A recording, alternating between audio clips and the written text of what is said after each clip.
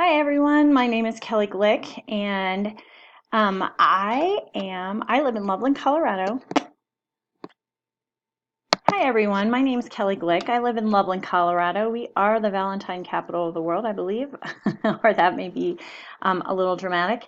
Anyway, Loveland is on the Front Range of Colorado. We're about an hour north of Denver, an hour south of Cheyenne. These are just some pictures of my smiling dog on a hike I took him on recently. He definitely likes being outside, as do we.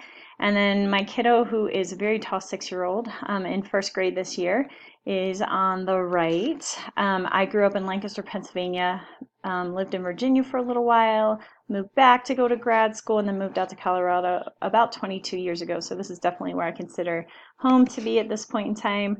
I am a social worker in the Poudre School District. I've been a mental health specialist there for the last 19 years. This is my 20th year in the district. The Poudre School District now has over 30,000 students in it. And Fort Collins, Colorado just is the neighboring town to Loveland where I live. I actually can't afford to live in Fort Collins, unfortunately. Our growth and housing costs have risen exponentially over the last couple of years. And in fact, it's really hard to keep and recruit teachers just for that very reason. We live in a beautiful area, but it's hard to afford living here. So I have a new position this year called Mental Health Education and Connection Specialist. It is a new position in the district provided by a tax initiative to increase mental health services in our town. And so now I'm working district-wide. I can work with any of the mental health specialists in any of their schools and connect with community partners as well. We're kind of looking at suicide prevention, substance abuse prevention, and overall emotional well-being. So I'm doing anything from teaching mindfulness to kindergartners, teaching suicide prevention to high schoolers, teaching about depression and anxiety for middle school, and then doing all kinds of parent and teacher trainings on trauma and its relationship to learning and ways to regulate students in order to help them learn better. So that's a fantastic new position. Excited to be there. When I really think of the culture in our district, our town, and the last school that I spent the most time at was Rocky Mountain High School, comprehensive high school in Fort Collins, one of 4 comprehensive high schools in the district with about 2,000 students. Really, I think we have a very accepting, very kind, welcoming town and schools, but we do have some absolute issues. If you're not white and if you're poor, you can definitely feel like you're isolated in our town and that there aren't other people that are like you in our town. And so I think that there's a lot of work to be done and a lot of education to be done around how to be inclusive and how to advocate for folks who are struggling, given that so many people move here just because they love the outdoors and or they go to Colorado State University, which is in the middle of town, and then stay. So we do definitely have these pockets of groups in our town that definitely feel more marginalized. So for instance, one of those big groups is LGBT kids. We don't have a lot of activities for them in our town. They could go to Denver, again an hour away, which doesn't really work. We have a lot of immigrants from all over who don't speak English at all, and so trying to make them feel welcome and consider the trauma and some of the needs that they're coming with. That's a whole different topic.